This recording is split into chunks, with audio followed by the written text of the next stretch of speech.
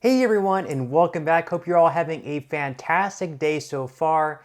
So in today's video, I'm going to be covering 4 different big changes coming up for all Social Security beneficiaries in the year of 2024, plus covering the $2,400 increase that they currently have in a bill, and 2 other big changes that could happen as soon as next year as well. But before I go ahead and dive into the main content of today's video, if you wouldn't mind helping out real quickly by just giving this video a like, that just helps out with the good old YouTube algorithm, and also consider subscribing to my channel if you have not already.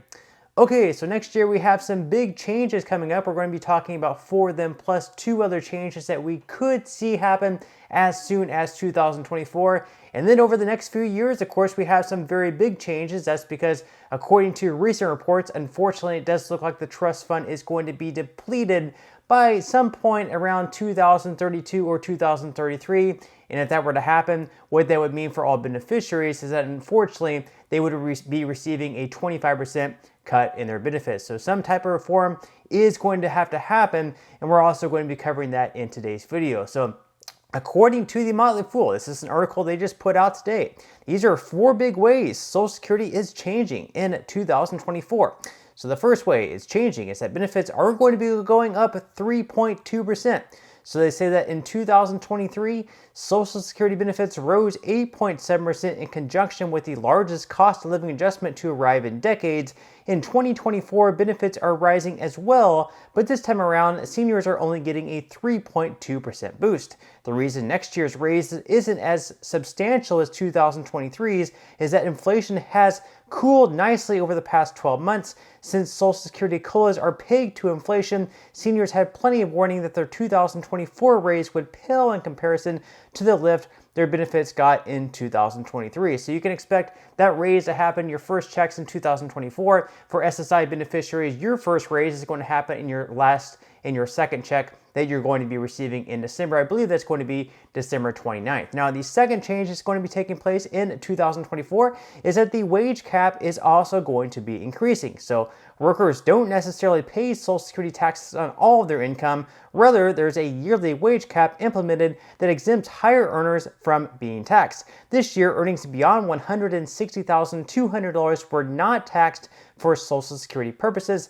Next year, however, that threshold is rising to $168,600, so higher earners will have to open their wallets even more. Now, the third change that's going to be happening in 2024 is that the earnings test limit is going to be rising as well. So it's possible to earn income from a job while also receiving a monthly benefit from Social Security.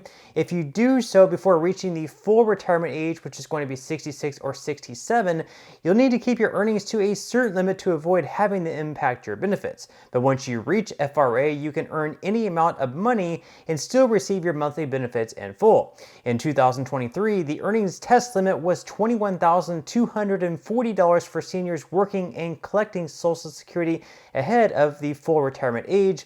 It was also $56,520 for seniors in that boat reaching the FRA in 2023. Now, in 2024, the earnings test limit is going to be rising to $22,320 for seniors in the former category and $59,520 for those who will reach the FRA in the new year. Those who exceed the earnings test limit will have $1 in Social Security benefits withheld for either every $2 or every $3 earned. Withheld benefits aren't forfeited but rather paid once recipients reach the FRA, but those on the cusp of exceeding the earnings test limit can potentially take steps to avoid having benefits withheld by adjusting their hours as needed. Now, this is going to be affecting even more people in the coming years as more and more people find that they actually have to return to work to supplement their Social Security earnings, especially as inflation continues to rise. And if we look at these COLAs, the COLA at 3.2%, in my opinion at least, isn't exactly keeping up with what inflation actually was if you're truly looking around at the economy and how high prices are rising. Now, the fourth change that is going to be taking place in 2024 is that the value of work credits are also going to be going going up. So to qualify for Social Security benefits in retirement, you need to earn 40 lifetime work credits, and you can earn up to 4 of these credits per year. Right now, the value of one work credit is $1,640. In 2024, it will take $1,730 in earnings to earn a work credit. Those who work on a very part-time basis will need to be mindful of this change if they want to snag their 4 work credits and set themselves up for benefits down the line. So the last change, of course, is for people not yet on benefits, but those looking to receive benefits in the future. If you're still in the workforce, of course, you will have to earn a little bit more in 2024 to receive your work credit. So those are the 4 big changes, but of course, we may actually have more changes taking place with bills passed through Congress and sent to Biden's desk to be signed into law.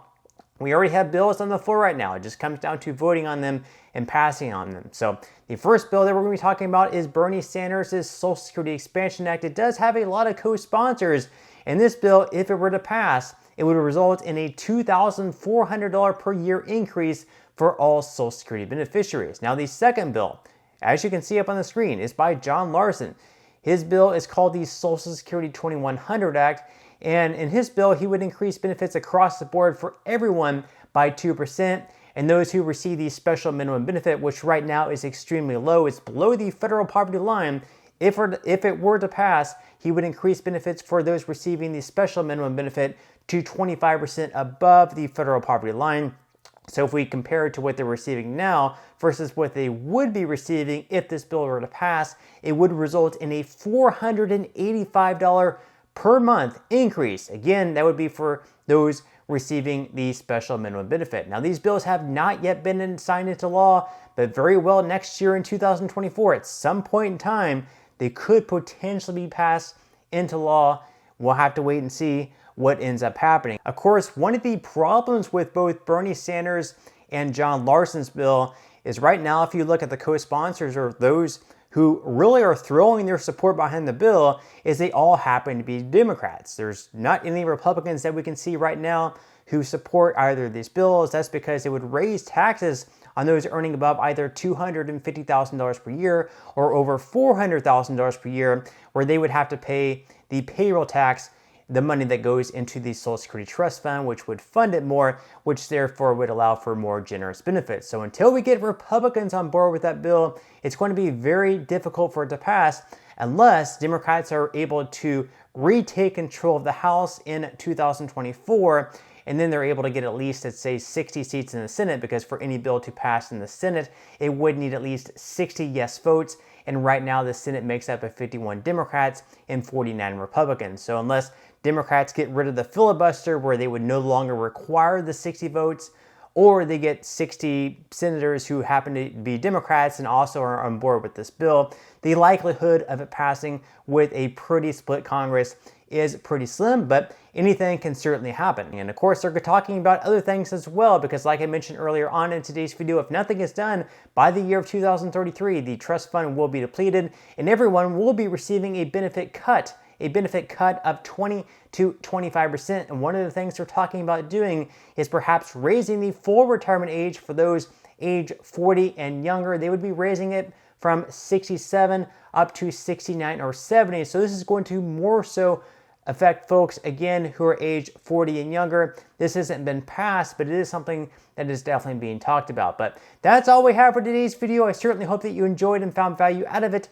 If you did, again, I would greatly appreciate if you could give this video a like, consider subscribing to my channel if you have not already, and I will see you in the next video.